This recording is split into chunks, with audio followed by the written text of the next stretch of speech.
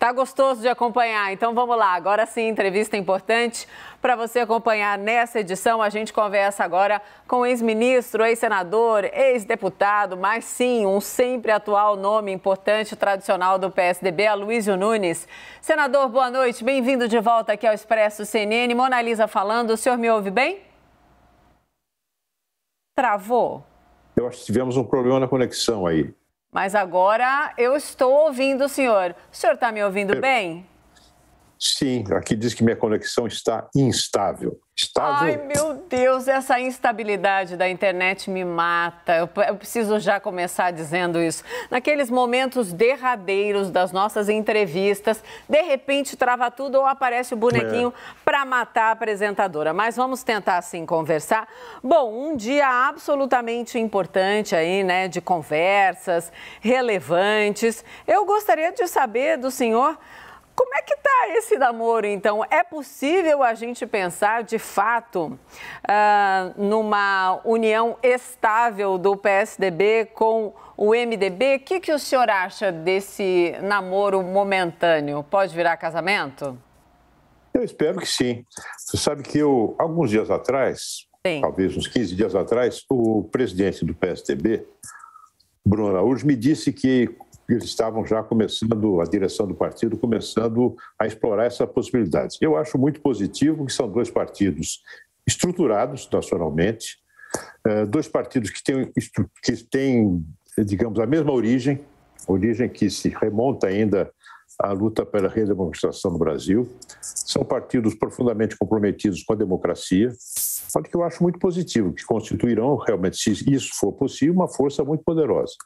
Mas aí pensando numa chapa Dória-Simone Tebet, é isso? Não sei, se houver essa coligação, essa federação, que é mais do que uma coligação. Exato.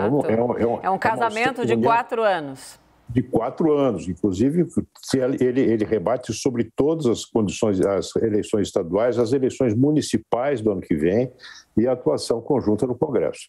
É algo muito, muito positivo e sólido. Agora, a composição da chapa se verá mais adiante. Botar o nosso time, então, todo na conversa. Caio Junqueira, chega também, por favor. Senador, boa noite. Qual o critério para a escolha do nome ou Simone Tebet ou João Dória? O que deve ser verificado? É pesquisa eleitoral tão somente, ou seja, um critério objetivo? Bem, os dois partidos, PSDB e o MDB, se distinguem da maioria dos partidos que existem no Brasil pelo fato de serem partidos que têm estrutura institucionalizada. Sim. Se você pegar a maioria dos partidos, eles obedecem ao comando de uma pessoa ou de 2 ou 3 pessoas. Não tem diretório eleito, são só comissões provisórias. Então, eles mudam de rumo, adotam decisões sem precisar ouvir ninguém. São apenas os donos dos partidos que tomam essa decisão. Muitas vezes, donos mesmo, partidos são empresas verdadeiras. O MDB e o PSDB são partidos que têm composições bastante complexas e essa união ela deve levar em conta a situação basicamente nos estados, né? Como é que fica a situação nos estados, possibilidade de conflito ou de entendimento nas candidaturas estaduais. Renata, chega Mas também? Claro que depois há uma decisão do Diretório Nacional. Portanto, é algo mais complexo do que a união do Podemos com não sei o quê. É uma coisa que depende de todo um ritual democrático, um ritual institucional estabelecido nos diretórios, na estrutura do partido. Desculpe, senador, achei que o senhor tinha completado a frase. Renata, agora sim, chega no papo também. Senador, como vai? Boa noite. Mais cedo, o presidente Bruno Araújo, quando eu procurei sobre justamente esse movimento, ele citou uma frase que eu achei muito interessante. Olha, reaproximação de 2 partidos, né? PSDB foi originado ali até de uma divergência lá atrás, né? Do antigo PMDB, então seria um reencontro. Ele falou algo nessa linha. Mas gente do MDB me trouxe muito a questão de que, olha, tem pouco tempo, mesmo considerando uma operação complexa que seria, porque o MDB tem toda essa configuração de muitos estados, a gente tem um prazo muito curto. Queria que o senhor comentasse esses 2 aspectos. Politicamente, se houvesse mais tempo, era mais fácil? Ou a complicação com pouco tempo ou com muito tempo se impõe diante do perfil do MDB? A definição do calendário limite, da data limite, ainda deverá ser tomada agora pelo Tribunal Superior Eleitoral. Eu acho que a exiguidade do tempo realmente é um problema, porque como eu disse, dois partidos que têm uma institucionalidade bastante complexa, onde o peso das lideranças e dos diretórios estaduais e mesmo das capitais, isso exige uma negociação interna e também uma negociação entre os dois partidos, de modo que o tempo corre contra isso. Leandro, por favor, participe da entrevista também.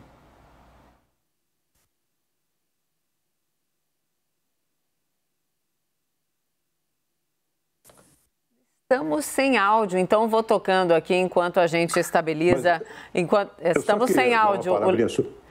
O Leandro Rezende não deu para a gente ouvir a pergunta dele, estamos sem áudio, mas eu volto aqui a fazer mais uma pergunta enquanto o Leandro Rezende, a gente restabelece o áudio dele. Quando a gente fala de uma união de forças tão tradicionais, né, tão relevantes como o senhor disse, como também os presidentes dos partidos se manifestaram nas redes sociais, o senhor acha que existe um momento que é crucial para, de fato, esse casamento ser escancarado e contar para todo mundo estamos juntos? Porque os movimentos, né, para as aproximações políticas, esses movimentos estão acontecendo já há algum tempo e eles podem ser, sim, determinantes numa eleição absolutamente atípica, né? Vamos falar nós já podemos dizer que será, sim, uma eleição muito, mas muito difícil de tocar, independentemente da experiência, do lastro político e do vigor político das legendas. Vai ser difícil para qualquer um que entrar nesse jogo. Sim, é difícil, a eleição presidencial é dura. Agora, essa hipótese ela é alicerçada numa história política dos dois partidos. Não apenas porque foram partidos originários da mesma cepa, como também partidos que já estiveram juntos em governos, inclusive no governo federal, com Fernando Henrique, com Temer, em governos estaduais, vários governos estaduais, inclusive aqui em São Paulo, a Prefeitura de São Paulo, que é integrada por um membro do MDB, com apoio do PSDB, enfim, existe um histórico de relação positiva entre os dois partidos. Agora, eles também têm, os dois partidos, algo que está no seu DNA, que é o apego à democracia. Isso nos leva, a mim pelo menos, a postular que essa união, se ocorrer, tenha como norte a luta contra as ameaças, afastar as ameaças à democracia representadas por Bolsonaro e pelo bolsonarismo. Quer dizer, para mim, eu não sou equidistante entre um polo e outro. Para mim, o inimigo principal dos valores democráticos que embasam a convivência civilizada no Brasil se chama Bolsonaro e o bolsonarismo, a cultura política do bolsonarismo.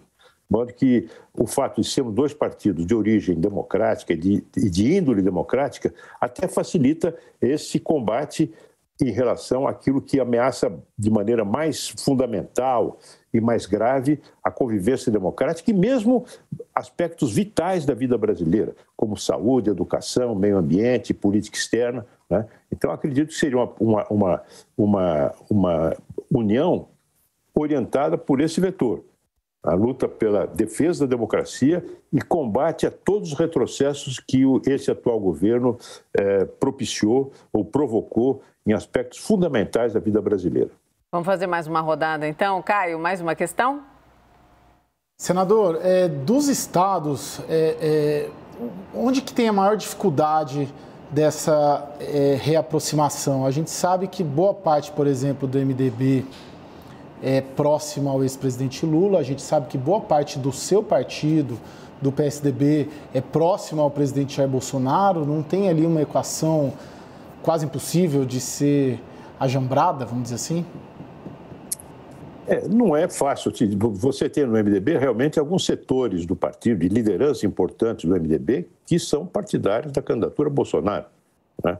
Ainda há poucos dias, o presidente Lula esteve com Renan Calheiros e com o filho do Renan Calheiros, o governador de Alagoas, você teve o senador, o presidente, o governador do Pará, nitidamente se apoia a candidatura do presidente Lula e assim por diante. Né? No PSDB nós temos um problema, efetivamente, é que o nosso eleitorado, o eleitorado tradicional, o eleitorado liberal, progressista, com algum nível de aspiração de valores democráticos, etc., foi muito absorvido pelo Bolsonaro. O Bolsonaro roubou uma boa parte do nosso eleitorado. Nós perdemos, não é que roubou, nós entregamos para o Bolsonaro uma parte importante do nosso eleitorado e da nossa presença política. Muitos políticos fizeram campanha abertamente ou veladamente com o Bolsonaro na eleição de 2018, de modo que o nosso candidato a presidente, Geraldo Alckmin, ficou falando sozinho no final, ou quase sozinho. Né? Então houve um problema realmente de migração do nosso eleitorado para a direita, né? Um eleitorado que era, digamos assim, de centro-direita ou de centro-esquerda, acabou sendo absorvido pela direita do Brasil. Esse é um problema sério do PSDB. Renata? Senador, e é nessa linha que eu gostaria de insistir para que o senhor elaborasse um pouco mais, porque a gente tem hoje no cenário o PSDB com a candidatura de João Dória, que ainda pontua muito pouco, Lula e Bolsonaro ali com posições um pouco mais consolidadas, né, sempre aparecendo nas pesquisas à frente, o Lula bastante à frente, inclusive, e Moro, que se coloca ali num patamar de 8% junto com Ciro Gomes. A questão é, por uma candidatura do PSDB engrenar, e o nome que está posto é de João Dória, Moro tem de sair da frente necessariamente? Assim, qual é o caminho que se pode percorrer se Moro entrou nessa raia aí para disputar essa terceira via? Olha, ninguém sai da frente de ninguém em corrida eleitoral. Pode sair da frente no ônibus, na fila, mas na corrida eleitoral, todo candidato que se lança acha que vai ganhar, obviamente, né? Eu já participei de campanhas de candidatos que estavam absolutamente condenados aos olhos de todos, mas que achavam que até o final a coisa ia virar, né? Então, o Moro, uma desistência de um candidato em favor de outro, eu acho muito difícil. Por quê? Porque não existe quase nada em comum entre Moro, Ciro Gomes, Dória e Rodrigo Pacheco e Simone Tebet. O que eles têm em comum? Né? Entre alguém que diz que vai privatizar a Petrobras integralmente, como diz Sérgio Moro, e alguém que vai reestatizar a Petrobras, como disse recentemente ainda Ciro Gomes. O que é de comum entre eles? De comum entre eles existe apenas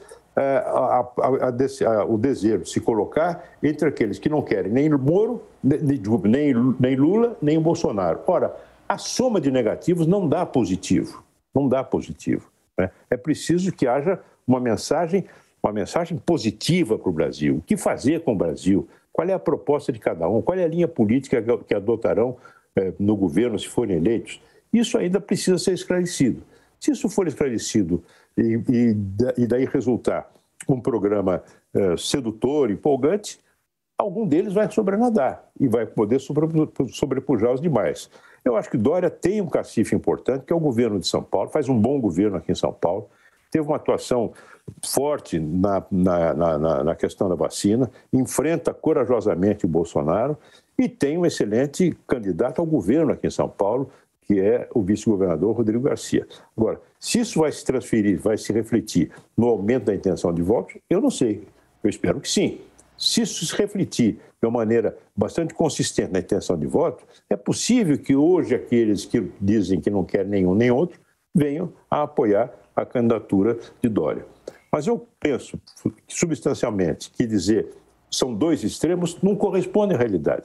O extremo a ser combatido chama-se Jair Bolsonaro. É a extrema-direita, essa que ameaça o Brasil, né? E é preciso preciso tirar Bolsonaro do segundo turno, porque a eleição de Lula, a intenção de voto do Lula, me parece bastante consolidada, né? Bolsonaro, seu governo já acabou, não tem mais nada a propor para o Brasil. Esse último ano não vai acontecer nada, a não ser as maluquices que ele vai continuar repetindo e as gafes que continuará a cometer. Então, eu penso que o elemento mais vulnerável aí, e que precisa ser combatido pela ameaça que representa, por ser o pior governante que o Brasil já teve desde Tomé de Souza né, é Jair Bolsonaro.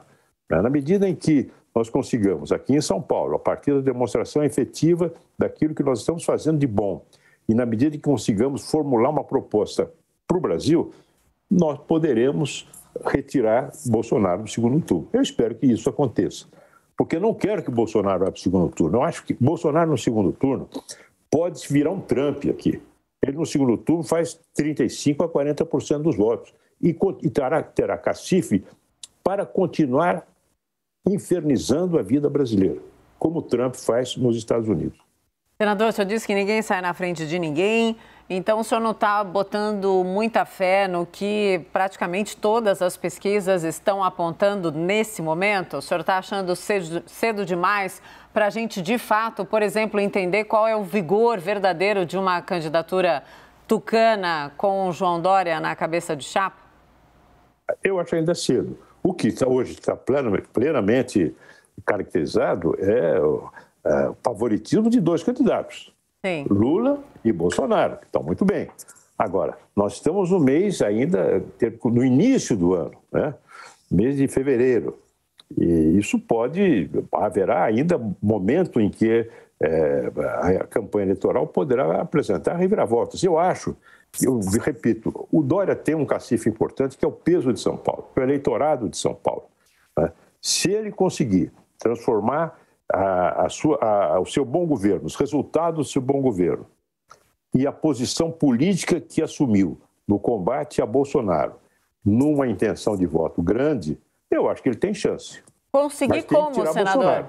Conseguir como, se até agora isso não se manifesta, apesar de tudo que foi feito?